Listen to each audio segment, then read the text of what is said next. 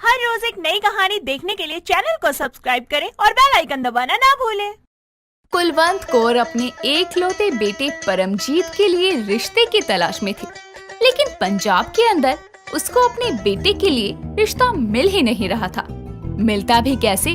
पंजाब की सारी लड़कियां तो कनाडा वाले लड़कों के सपने सजा के बैठी थी और हमारा परमजीत था एक पेंडू जट। इसी के चलते एक सुबह अपने घर में अपनी पड़ोसन शन्नो के साथ बैठी कुलवंत उससे कहती है, भैन मैं तो सच्ची बहुत परेशान हाँ। कहाँ से ढूंढा अपने बेटे लिए एक अच्छी नूं।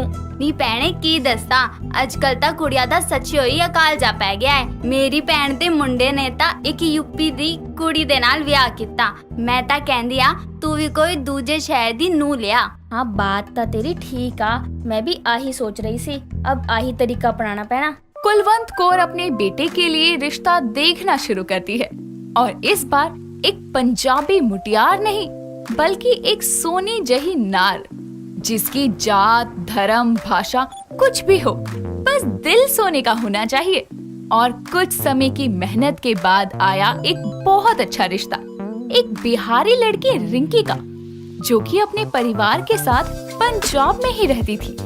एक शाम जब कुलवंत परमिंदर के साथ रिंकी के घर उसको देखने गई, तो वहाँ रिंकी उनके सामने चाय रखते हुए बड़े सलीके से आकर बैठ गई। जिसके बाद कुलवंत उससे बोली, अरे वाह कुड़ी ता सच्ची बाड़ी सोनी आ।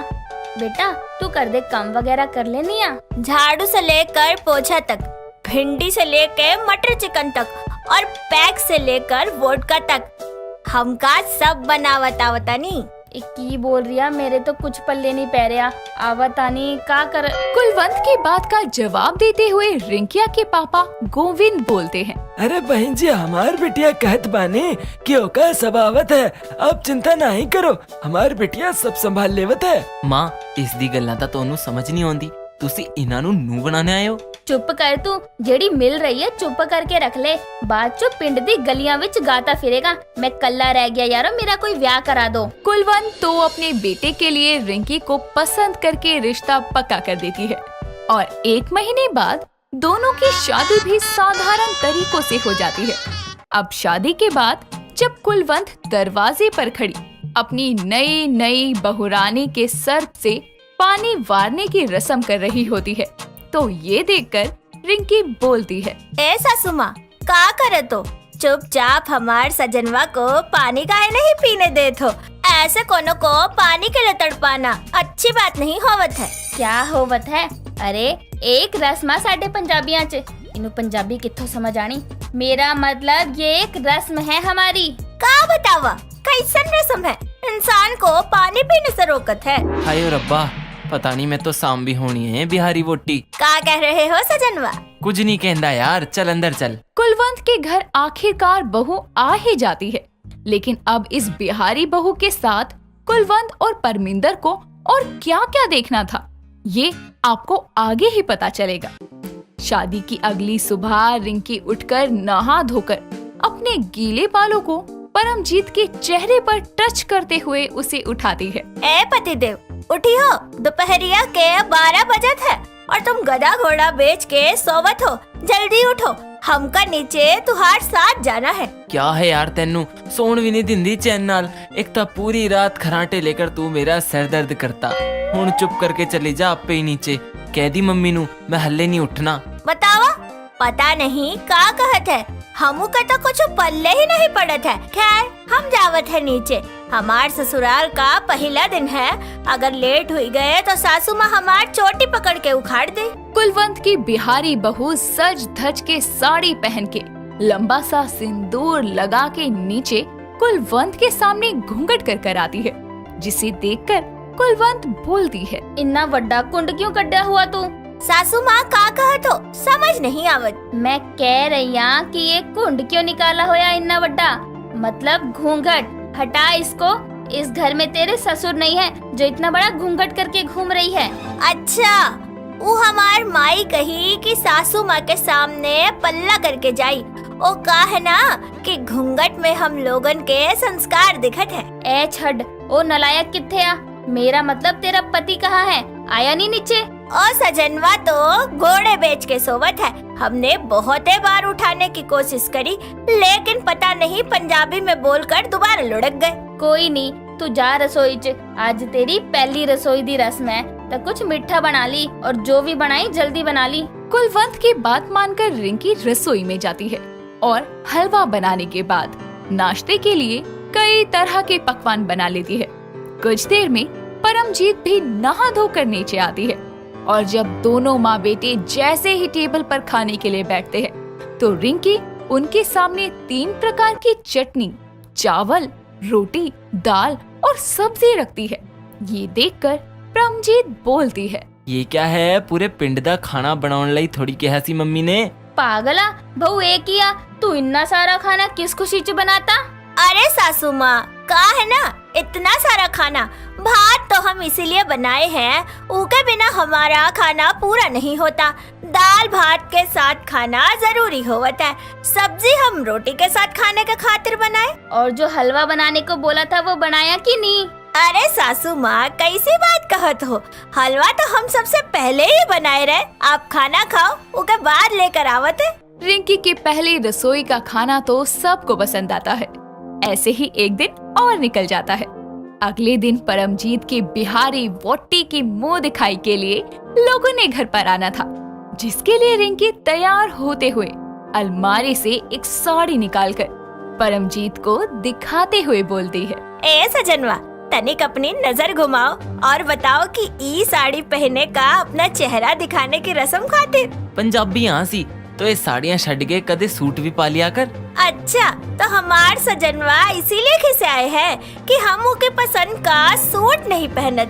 चलो कोई बात नहीं सजनवा, आज तुहार खातिर हम सूट भी पहन लेते हैं। रिंकी एक पंजाबी सूट पहनकर, बालों में परांदा लगाकर और एक हल्के से मेकअप के साथ पूरी तरह से पंजाबियों की नई नई नूरानी बनके नीचे अपनी मुंह दिखाई की रस्म में आती है, जहाँ पर आए मेहमान उसको देखकर धोखा खा जाते हैं कि क्या वो सच में पंजाबी बहू है।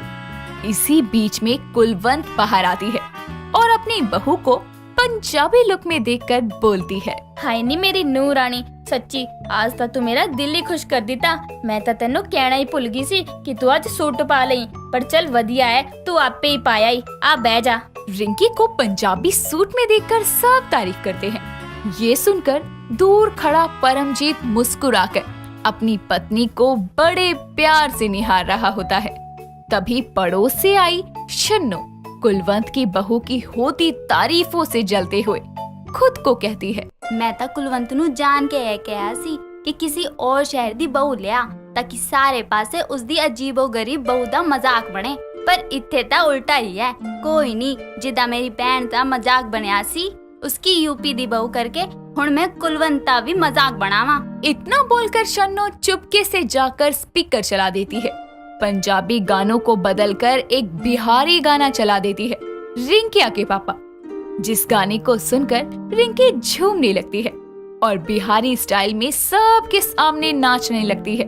ये देखकर सब मेहमान हंसने लगते हैं, जिस पर शन्नो ताने कसते हुए कहती है, देख लो पिंडाले हो, बिहारी नू कपड़िया नाल तुसी पंजाबी बना सकते हो, लेकिन उन्हां दी हरकत आता बिहारिया वांग ही रहनिया, जाहिल जहे। ये सुनकर रिंकी रुकते हुए इधर उधर देखने लगती है, जहाँ सब उसके ऊपर हंसने लगते हैं और वो ये सब देखकर रोने लगती है। तब परमजीत उसके पास आकर बोलता है, तुम रुक क्यों गई? करो डांस। और आंटी की कहा आपने बिहारी जाहिल हुंदे ने? जरा इतिहास वाल भी देख लिया करो। अज सब तो ज्यादा तरक्की बिहारी कर रहे ने। उन्हां दे गाने ता पंजाब दी हर शादी विच बजदे ने, ते मेरी वोटी दा डांस देखकर उस दी हरकत ना दिखाओ दूजियां नू, क्योंकि जद असी भी अपनी भाषा दे गाने ते डांस करदे ने तो इदा ही दिसदे ने दूसरियां नू। परमजीत को खुद का साथ देता देखकर रिंकी अपने आंसू पोंछ लेती है। शन्नो तो अपना सर झुकाकर निकलती बनती है और कुलवंत कौर अपने बेटे को अपनी बहू के साइड लेटे देखकर खुश होती है और उनके साथ मिलकर डांस करती है, वो भी एक बिहारी गाने पर। तो दोस्तों, इस कहानी से हमें ये शिक्षा मिलती है कि अगर दिलों में प्यार हो तो भाषा और जात पात रिश्तों में दूरियां नहीं बना सकते। अर्नव एक बिंदास और बेलगाम घोड़े जैसा इंसान था, लेकिन कहते हैं ना, एक बेलगाम घोड़े की लगाम कोई ना कोई तो खींचता ही है। वैसे ही अर्नव की लगाम थी उसकी पत्नी रेवा के पास, जो कि एक बहुत ही चालाक और तेज लड़की थी। ऐसे ही एक सुबह ऑफिस जाने के लिए अर्नव को उठाने रेवा कमरे में जाकर उससे कहती है, अरे कब तक घोड़े बेचकर सोओगे? ऑफिस तुम्हारे पिताजी जाएंगे क्या? अरे जान, सोने दो ना थोड़ी देर।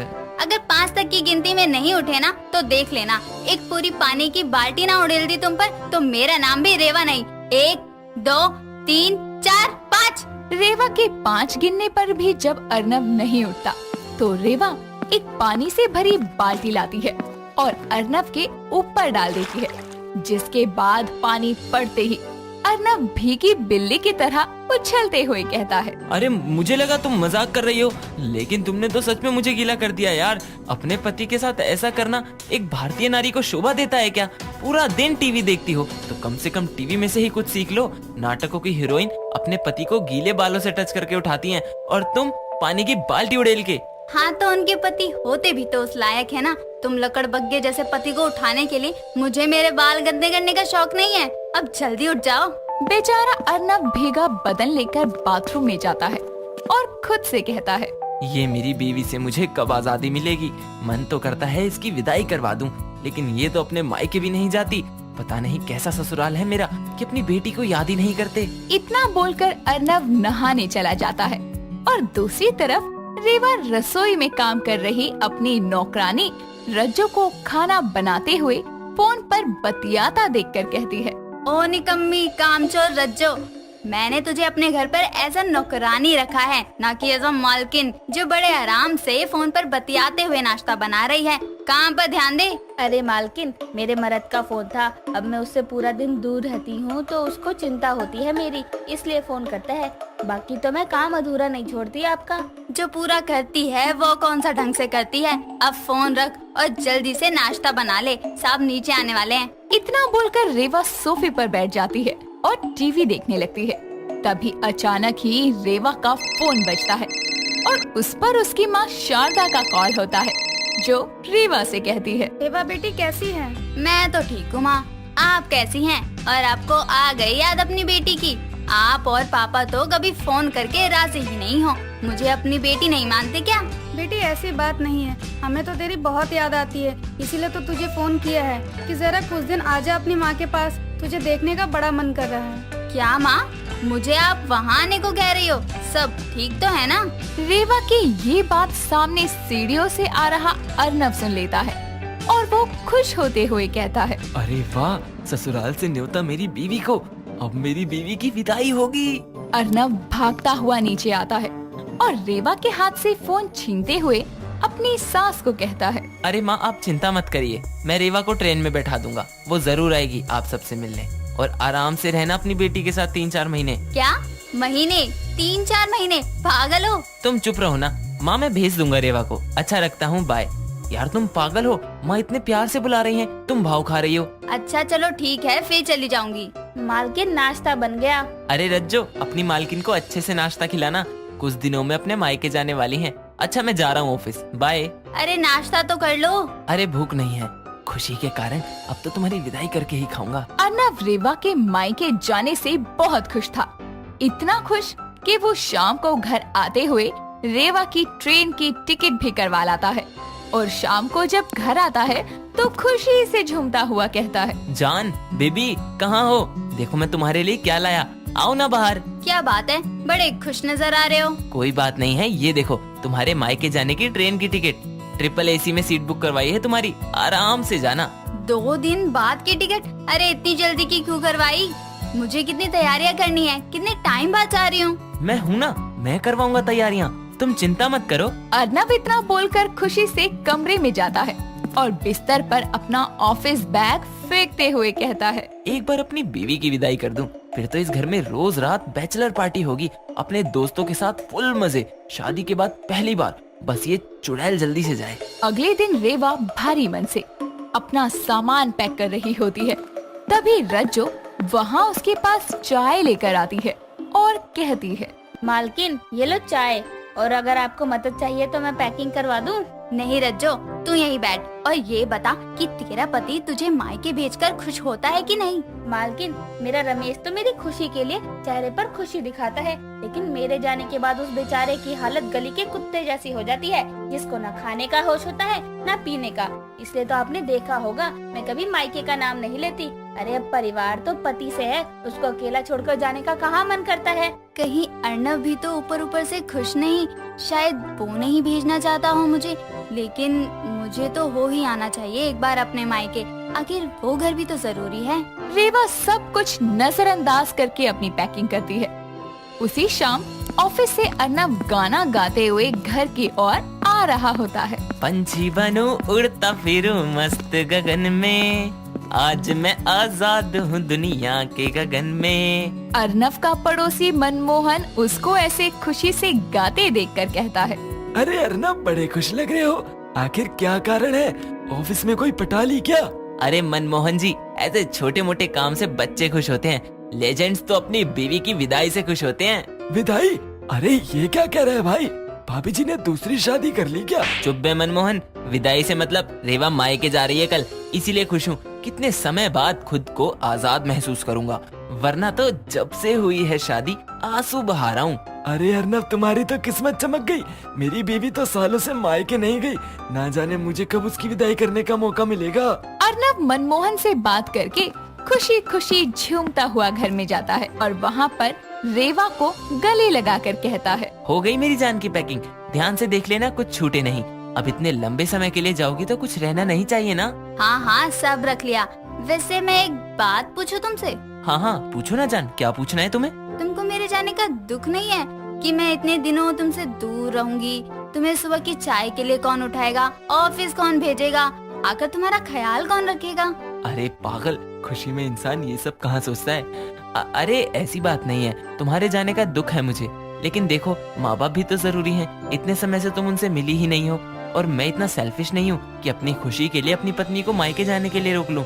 और नब, तुम कितने अच्छे हो और मैं कितनी बुरी हूँ जो अपने पति को ऐसे अकेला छोड़कर जा रही हूँ। लेकिन प्रॉमिस लव, जल्दी से जल्दी आने की कोशिश करूँगी। इतने टाइम बाद जा रही हो तो प्लीज 2-3 महीने बाद ही आना। उफ, कल मेरी बीवी की विदाई मैं अपने हाथों से करूँगा। खाना खाकर दोनों सो जाते हैं। अगले दिन सुबह उठकर ऑफिस जाते हुए अर्नव रेवा से कहता है, जान मैं शाम को जल्दी आ जाऊंगा, तुमको खुद स्टेशन छोड़कर आऊंगा, तैयार रहना, बाय। अर्नव ऑफिस के लिए निकल जाता है। शाम को जल्दी घर आकर अपने दरवाजे पर खड़े होकर कहता है, आज ही दिखेगा रेवा का वो भयानक चेहरा, कल से मैं एक आजाद पंछी, अब जल्दी से उसकी विदाई करूं। अर्नव जैसे ही घर का दरवाजा खोलता है तो सामने उसके सास ससुर बैठे होते हैं और रेवा बहुत खुशी से उनको पानी दे रही होती है। इतने में रेवा अर्नव को देखकर कहती है, आ गए तुम। देखो, मैंने माँ पापा को यहीं बुला लिया। तुम मेरे जाने से दुखी थे और आज दिन में मैंने तुम्हारे ऑफिस जाने के बाद बहुत सोचा कि मुझे जाना चाहिए या नहीं, और मेरे दिल ने कहा नहीं, इसलिए मैंने मम्मी पापा को यहीं बुला लिया। इसलिए अब माँ पापा यहीं रहेंगे 1-2 महीने हमारे साथ। सही किया ना मैंने? बिल्कुल सही किया। क्यों गया मैं आज ऑफिस, कम से कम घर में रहता तो उसको फैसला तो नहीं बदलने देता। अब बेबी की विदाई करते करते मेरी विदाई की नौबत आ गई। बेचारा अर्नव। कहते हैं ना, किसी भी चीज की ज्यादा खुशी उस खुशी को गम में तब्दील कर देती है। अर्नव के साथ भी कुछ ऐसा ही हुआ। अब बीवी तो विदा नहीं हुई, लेकिन सास ससुर जरूर विदा होकर यहाँ आ गए। सुबह साक्षी तैयार होकर नाश्ता कर रही होती है, तभी उसकी माँ नीलिमा अपने लिए रसोई से प्लेट लेने जाती है। कुछ देर में वापस लौटती है तो देखती है कि साक्षी अभी तक खाना खा रही है। तभी नीलिमा कहती है, तेरा पेट है कि कुआं, कितना खाएगी, अपनी बहन के लिए भी बचा दे। अरे अभी तो मैंने एक ही पराठा खाया है, वो भी प्लेट में पड़ा हुआ था। अरे शर्म कर, मैंने खुद तेरी प्लेट में 5 पराठे डाले थे, वो कौन सा जानवर खा गया? माँ, आपने ना अपने सपने में देखा होगा, और सपने में ना मेरा पेट नहीं भरा, इसलिए 2 पराठे और ले आओ अचार के साथ। अरे तुझे दे दिए तो विनाक्षी नाश्ता ना मिलने पर पूरा घर सर पर उठा लेगी। जब पता है तो मुझे नाश्ता देने से मना क्यों कर रही हो? विनाक्षी की चिल्लाने की आवाज सुनकर विनाक्षी की जुड़वा बहन साक्षी वहाँ आती है, जिसने बिल्कुल विनाक्षी जैसा ही सूट पहना था। तभी साक्षी कहती है, ये क्या चिल्लम चिल्ली लगा रखी है? खाना खाते हुए दोस्त का फोन आ गया तो बात कर रही थी, बात पूरी नहीं हो पाई मेरी। अरे तो बताकर जाना चाहिए ना, मैं तुझे समझकर इसे नाश्ता नहीं दे रही थी। ऊपर से आज दोनों जुड़वा बहनों ने एक ही कपड़े पहने हैं, मुझे तो लगेगा ही ना कि तू अभी तक बैठकर ठूसे जा रही है। अभी पता चल गया ना तो मुझ भूखी को खाना मिलेगा अब। दे दो माँ, हमारी खाली शक्लें एक हैं, पेट एक नहीं है। वही तो, दोनों मेरी औलाद हो, लेकिन फिर मैं सोच में पड़ जाती हूँ कौन साक्षी है और कौन विनाक्षी। इतना कहकर नीलिमा रसोई में जाती है। साक्षी विनाक्षी जुड़वा बहनें थी। दोनों की शक्ल ही नहीं बल्कि रुचियां भी एक जैसी थी। जैसे दोनों बहनों को मेकअप करना पसंद था, जिसके चलते दोनों ने ब्यूटिशियन का कोर्स किया था। और कुछ समय किसी के ब्यूटी पार्लर में काम करने के बाद दोनों बहनों ने मिलकर खुद का ब्यूटी पार्लर खोलने की सोची, जिसके नाम को लेकर दोनों के बीच बहस छिड़ जाती है। मुझे कुछ नहीं पता, ब्यूटी पार्लर तो मेरे नाम से ही खुलेगा बस। यार देख, तेरी ना मेरी, हम ब्यूटी पार्लर का काम खोल देते हैं माँ के नाम पे, बस अब बहस खत्म। क्यों भाई, ब्यूटी पार्लर हमारा है ना, और फिर मेरे नाम में हम दोनों का नाम आता है। विनाक्षी ब्यूटी पार्लर ही ठीक रहेगा। यार तू तो जिद लेके बैठ गई। बस करो कंजरियों, कैसे मरी जा रही हो पार्लर के नाम को लेकर। अरे ऐसे ही लड़ती रही तो पार्लर में लोगों के थोपड़े पर मेकअप करने की जगह एक दूसरे को नोचती रहोगी। माँ देखो ना, मैं कह रही हूँ ब्यूटी पार्लर को आपका नाम दे देते हैं, पर नहीं, इसे तो अपना ही नाम देना है। बिल्कुल नहीं। अरे पहली बार खुद का पार्लर खोलने जा रही हो और ये विनाक्षी नाम रखकर उसका विनाश करवाओगी क्या? साक्षी ब्यूटी पार्लर ही सही रहेगा और इस पर कोई बहस नहीं होगी अब। इतना कहकर नीलिमा वहाँ से चली जाती है। पार्लर का नाम अपनी बहन के नाम पर रखने से विनाक्षी को बुरा लगता है, लेकिन वो उस समय कुछ नहीं कहती। पार्लर खुलने के कुछ दिनों बाद उनकी पड़ोसन की बहू वहाँ अपना मेकअप करवाने आती है। अरे भाभी आप आइए ना, बताइए क्या करवाना है आपको? वो मुझे शाम को किटी पार्टी में जाना है, तो मेरी थ्रेडिंग और वैक्सिंग कर दो। हाँ हाँ क्यों नहीं, मैं करती हूँ ना। नहीं नहीं, मुझे साक्षी से ही करवानी है। वो क्या है ना, थ्रेडिंग के लिए मैं घर पर भी आया करती थी तो साक्षी ही कर देती थी, आदत हो गई है मुझे उसके हाथ की। अरे भाभी, विनाक्षी का काम भी बहुत अच्छा और साफ है, आप एक बार करवा कर तो देखो, मुझे भूलकर उसकी दीवानी हो जाओगी और उसी से करवाने की जिद करोगी। रहने दे, तू करे या मैं, एक ही बात है।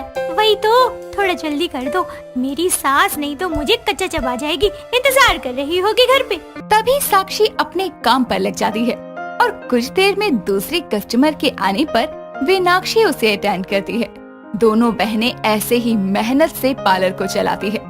कुछ ही महीनों में उन जुड़वा बहनों का पार्लर पूरे एरिया में फेमस हो जाता है, जिससे वो पार्लर में आने वालों के अलावा होम ब्यूटी सर्विसेज भी देने लगती है। एक दिन जब साक्षी किसी लड़की का फेशियल करने में बिजी होती है, तभी पार्लर के रिसेप्शन पर रखा फोन बजता है तो विनाक्षी उठाती है। हेलो, साक्षी ब्यूटी पार्लर से बात कर रही हैं आप? जी बिल्कुल, कहिए। मुझे फेशियल का अपॉइंटमेंट बुक करना था कल शाम का। हाँ हो जाएगा, आप मुझे अपना एड्रेस और टाइम बता दीजिए। देखिए, मुझे अपना मेकअप साक्षी जी से ही करवाना है। पार्लर का नाम क्या साक्षी पार्लर हो गया, सबको बस साक्षी ही चाहिए। जी मैडम, वो अभी काम में बिजी हैं, आपका मेकअप विनाक्षी मैम करने आएंगी। देखिए, मुझे कल एक जरूरी इवेंट में जाने के लिए कल फेशियल करवाना है, तो उनकी जो भी फीस होगी मैं उसकी डबल पे कर दूंगी, पर मुझे उनसे ही फेशियल करवाना है। डबल पेमेंट की बात सुनकर विनाक्षी उसे हाँ कर देती है। तभी साक्षी उससे कहती है, विनाक्षी बहन, परसों तक के लिए मेरे पास अपॉइंटमेंट किसी को मत दियो, क्योंकि पहले ही बहुत काम है। ठीक है, मैं समझ गई, तू आराम कर, बाकी कस्टमर को मैं देख लेती हूँ।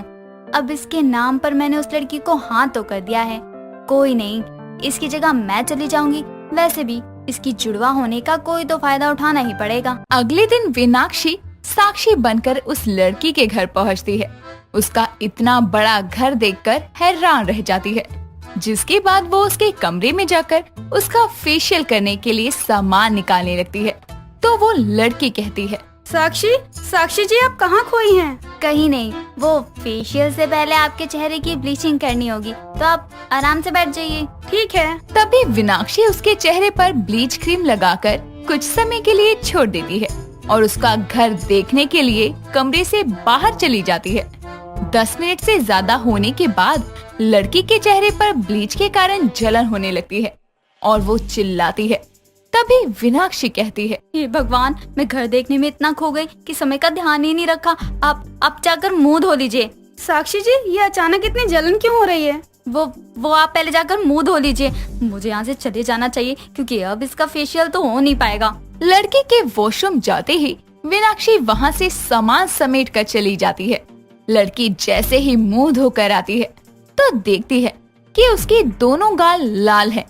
अगले दिन वो लड़की पार्लर में आकर कहती है, साक्षी कौन है यहाँ? मैं? लेकिन आप कौन? कौन की बच्ची मेरे चेहरे का सत्यानाश करके कल दुम दबाकर भाग गई। मैं तुझे नहीं छोड़ूंगी। आप कौन हैं? किस तरह की बातें कर रही हैं? हमारे पार्लर में चेहरे निखारे जाते हैं, बिगाड़े नहीं। यही सोचकर तो मैंने तुझे अपने फेशियल के लिए घर बुलाया था, लेकिन तूने मेरे चेहरे का ये हाल किया।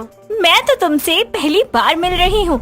आज से पहले मैंने तुम्हें कभी देखा तक नहीं। देखिए कैसा नौटंकी कर रही है। आप लोग इस पार्लर में आना छोड़ दीजिए।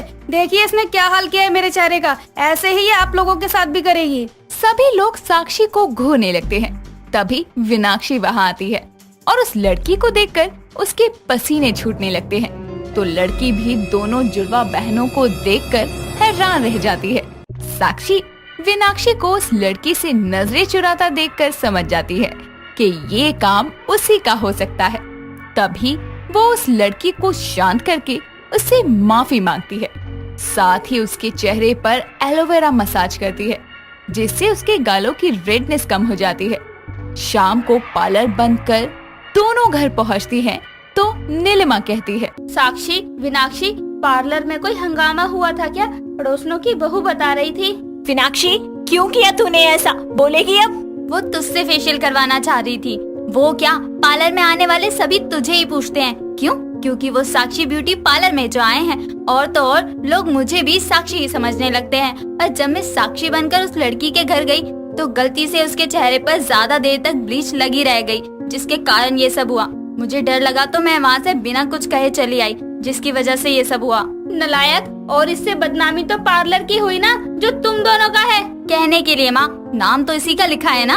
विनाक्षी, भले ही पार्लर मेरे नाम पर है, पर मैंने देखा है मुझसे ज्यादा तू मेहनत करती है। लोग मुझे पूछते हैं, लेकिन काम मैं तेरी वजह से कर पाती हूँ। तूने अपनी गलती मानी और खुलकर अपनी बात सबसे कही। अब ये पार्लर हम दोनों के नाम पर होगा, ट्विन सिस्टर पार्लर। तभी विनाक्षी रोते हुए उससे माफी मांगती है और उसे गले से लगा लेती है, जिसके बाद से दोनों जुड़वा बहनें अपनी ट्विन सिस्टर पार्लर को अच्छे से मिलकर खुशी से चलाते हैं। प्राची का रंग सांवला था, लेकिन उसके नैन नक्श और फिगर को देखकर कोई भी उसका दीवाना हो जाता। अपने रंग को लेकर कभी कभार उसे लोगों की कड़वी बातें सुननी पड़ती थी, लेकिन अपने फिगर और हॉटनेस से वो अच्छी फिगर वाली लड़कियों को भी मात दे दिया करती। प्राची अपने कॉलेज के आखिरी दिन अपनी दोस्त निशा और कुणाल के साथ फेयरवेल एंजॉय कर रही थी। तभी उसकी दोस्त निशा उसे बोलती है, प्राची यार, तेरे ऊपर ये ब्लू कलर कितना ज्यादा जच रहा है। बहुत ही सुंदर लग रही है तू। रंग सारे ही जच जाते हैं इन पर। ये सावली लड़कियां बड़ी दिलकश होती हैं। वाह वाह कुणाल जी, आप तो शायर बन गए। अरे मोहतरमा, आपको देखकर शायरी अपने आप निकल जाती है। कुणाल प्राची से बातें कर ही रहा होता है। तभी निशा उसको खींच के साइड ले जाती है और कुणाल निशा को बोलता है, क्या है तुझे? अच्छी खासी बात चल रही थी प्राची और मेरी, सब गुड़ गोबर कर दिया तूने। गुड़ गोबर के बच्चे, आज कॉलेज का ना लास्ट डे है। अगर आज तूने अपने दिल की बात नहीं बोली ना, तो तू भूल जा, कभी तेरी हिम्मत हो भी पाएगी। ये ले रोज और जाकर उसे प्रपोज कर। यार मुझे डर लगता है, कहीं उसने मना कर दिया तो? अरे अगर मना कर भी दिया तो ज्यादा से ज्यादा क्या करेगी? ये फूल तेरे मुंह पर ही तो मारेगी, लेकिन उससे तेरी नाक नहीं टूटेगी, समझा? चल अब जा। दोनों को आपस में फुसफुसाता देखकर प्राची उनके पास आती है और बोलती है, ऐसी क्या बात है जो तुम दोनों मेरे सामने नहीं कर सकते? वो मैं ये मतलब बात क्या बोलना चाह रहा है कुणाल? सीधा सीधा बोल देना। यार इसको ना तुझसे कुछ जरूरी बात करनी है, पर ये डर रहा है। क्यों कुणाल, मैं कोई चुड़ैल हो क्या जो तुम्हें खा जाऊंगी? नहीं यार, ऐसा नहीं है, पर वो मैं अच्छा चलो, मैं कुछ खाने के लिए जाती हूँ, तब तक तुम दोनों बात कर लो। निशा दोनों को अकेला छोड़कर वहाँ से चली जाती है, जिसके बाद प्राची कुणाल को बोलती है। कुणाल, अब बोल भी दो, आखिर बात क्या है? प्राची, वो मैं यार कुणाल, बोल ना, आगे ये मौका नहीं मिलेगा। और कहीं प्राची की शादी होगी ना कॉलेज खत्म होते ही, तो पूरी जिंदगी गाना गाता रहेगा। चन्ना मेरे आ चन्ना मेरे आ चन्ना मेरे आ बेलिया ओ पिया। तुम बता रहे हो या फिर मैं जाऊं? नहीं प्राची, अच्छा सुनो, देखो मारना मत, मैं तुम्हें कॉलेज के फर्स्ट ईयर से ही पसंद करता हूँ, लेकिन अब ये पसंद प्यार में बदल चुकी है। मैं तुमसे बहुत प्यार करता हूँ प्राची, और तुमसे शादी करना चाहता हूँ। क्या तुम मुझसे शादी करोगी? कुणाल इतना बोलते ही हाथों में फूल लेता है और आंखों को बंद कर लेता है। उसको डर था कि प्राची उसको फूल मारते हुए रिजेक्ट करके चली जाएगी, लेकिन तभी प्राची हंसने लगती है और उसकी हंसी की आवाज सुनकर कुणाल आंखें खोलता है। तभी प्राची उसे बोलती है, पागल इंसान, ये बोलने में तुमने 3 साल लगा दिए। अरे ये बात तुम मुझसे फर्स्ट ईयर में बोल देते ना, तो अब तक तो हमारे बच्चे हो जाते। क्या मतलब? यही बुद्धू कि मैं भी तुमसे प्यार करती हूँ, लेकिन मेरे सांवले रंग की वजह से कहीं तुम मुझे रिजेक्ट न कर दो, इसीलिए मैंने कभी तुमसे कहा ही नहीं। लेकिन फाइनली आज तुमने खुद ही बोल दिया। तुम्हारा रंग सांवला है पर दिल तो गोरा है, और तुम्हारी हॉटनेस देखकर ना पानी में भी आग लग जाए। मेरे लिए तुमसे बेहतर तो कोई और लड़की हो भी नहीं सकती इस दुनिया में। लेकिन अगर तुम्हारे घर वालों को प्रॉब्लम हुई तो? मेरे घर पर माँ और बहन के सिवा कोई नहीं है। मैं आज ही जाकर उनसे बात करूंगा, एंड आई एम श्योर उन्हें कोई प्रॉब्लम नहीं होगी। दोनों ही अपने दिलों की बात एक दूसरे को बता देते हैं। कुछ देर में निशा भी वहाँ वापस आती है और तीनों कुछ देर तक तो पार्टी को एंजॉय करते हैं, फिर अपने अपने घर निकल जाते हैं। घर पहुंचकर कुणाल अपनी माँ मधु और बहन आशा को आवाज लगाते हुए बोलता है, माँ, छोटी, कहाँ हो? यहाँ आओ जल्दी। दोनों आवाज सुनकर बाहर आती हैं, जिसके बाद मधु बोलती है, क्या हो गया बेटा, क्यों आते ही चिल्लाने लग गया तू? हाँ भैया, क्या हो गया? कुणाल अपनी माँ को और बहन को सारी बातें बता देता है। साथ ही साथ वो उनको प्राची की फोटो तक दिखाता है, जिसे देखकर उसकी बहन कहती है, यूं भैया, ये कितनी काली है, इसकी जैसी लड़की एक हमारी गली में भी है, उसको सारे कल्लो माई कहते हैं, फिर इनको भी बोलेंगे, देखना आप। बेटा, तुझे और कोई लड़की नहीं मिली, ये काली कलूटी ही मिली थी क्या? माँ और आशा, आप दोनों उसके रंग की वजह से मना कर रहे हो ना? अरे आज जिस देश में हम रह रहे हैं, वहाँ ये गा गा के समझाया जाता है कि काले गोरे का भेद नहीं, हर दिल से हमारा नाता है। उस जगह आप एक लड़की को बस उसके रंग के लिए नकार रही हो। अरे शर्म आती है मुझे, मेरे परिवार की ऐसी घटिया सोच है। मैं एक पल के लिए तेरी बात मान भी लेती हूँ, लेकिन ये समाज तो मुझे ताना मारेगा ही ना कि आखिर मेरे बेटे के अंदर ऐसी क्या कमी थी कि मैंने उसकी शादी इस काली कलूटी से करवा दी। हाँ भैया, मेरी भी सहेलियाँ मुझे सुनाएंगी कि तेरी भाभी काली कलूटी है। कुणाल बेचारा अपनी माँ और बहन को समझाने में असफल रहता है, लेकिन फिर वो अपने कमरे में जाता है और कुछ देर बाद में अपने मुंह पर काला मेकअप करके बाहर आता है, जिसे देखकर दोनों माँ बेटी हैरान हो जाती हैं और मधु बोलती है, ये क्या है कुणाल, तू ये मुंह काला करके क्यों आया है? हाँ भैया, आपने अपने ये चेहरे पर ब्लैक मेकअप क्यों किया हुआ है? आप दोनों को लोगों की परवाह है ना कि वो आपकी बहू को काला काला कहेंगे, जिससे आपको शर्मिंदगी महसूस होगी, लेकिन अब बहू को नहीं, बेटे को कहेंगे। बेटा तो आपका अपना ही है ना, सुन लेना उसके लिए, लेकिन मैं तो ऐसा ही रहूंगा। नहीं बेटा, ऐसा मत कर। अगर तुझे उस लड़की से शादी करनी ही है तो तू कर ले, लेकिन ऐसे मुंह काला करके मत घूम। नहीं माँ, आपको जबरदस्ती नहीं मनाना शादी के लिए, बल्कि ये समझाना है कि इंसान के रंग की वजह से उससे भेदभाव नहीं करना चाहिए। अरे क्या आप भगवान कृष्ण की भी पूजा नहीं करती उनके सांवले रंग की वजह से? और छोटी, तू हर साल कॉलेज में प्ले करती है कि हम सब एक हैं। आज जब ये चीज अपनाने की बात आई तो आप दोनों को लोगों की पड़ी है। अपने बेटे की बात सुनकर दोनों माँ बेटी समझ चुकी थी कि आखिर वो कितनी गलत है और उनको उनकी गलती का एहसास होता है। वो ये समझ चुकी थी कि रंग रूप तो भगवान की देन है। उसकी वजह से किसी से नफरत करना या मजाक उड़ाना गलत है। इसीलिए वो कुणाल को बोलती है, बेटा मुझे माफ कर दे, मुझे अपनी गलतियों का एहसास हो चुका है। मैंने प्राची को रंग की वजह से अपनाने से मना किया, लेकिन अब मैं तेरी शादी उसके साथ धूमधाम से कराऊंगी। हाँ भैया, मुझे भी माफ कर दो। चलो शुक्र है आप दोनों को समझ आया। अब चलोगे मेरे साथ उसके घर रिश्ता लेकर? हाँ हाँ जरूर। कुणाल अपनी माँ और बहन के साथ प्राची के घर उसका हाथ मांगने जाता है, जिसके बाद दोनों परिवार की सहमति से उनकी शादी होती है। साथ ही साथ प्राची के ससुराल आने के बाद उसकी मुंह दिखाई की रस्म भी करवाई जाती है, जिसमें आए हुए मेहमान उसके नए नक्श की तारीफ करते थकते नहीं हैं और इसके बाद वो सब मिलकर खुशी खुशी रहते हैं। यार बस 2 दिन ही रह गए नैना का बर्थडे आने में। मुझे अभी तक ये समझ नहीं आ रहा है कि उसके लिए गिफ्ट क्या लूं। वाशु नैना की बर्थडे पार्टी के बारे में सोच रहा होता है कि तभी पीछे से उसकी बहन वंशिका आती है और उसे डरा देती है, जिसकी वजह से वो गुस्से में बोलता है, ये क्या हरकत है वंशी? तुम्हें नजर नहीं आता कि मैं कुछ सोच रहा था? वाशु को ऐसे चिल्लाता हुआ देखकर वंशिका डर जाती है और उसकी आंखों में आंसू आ जाते हैं। ये देखकर वाशु को बिल्कुल भी अच्छा नहीं लगता और तभी वंशिका कहती है,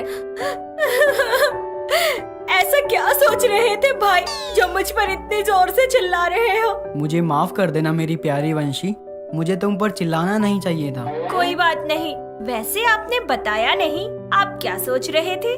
वाशु कुछ नहीं कहता।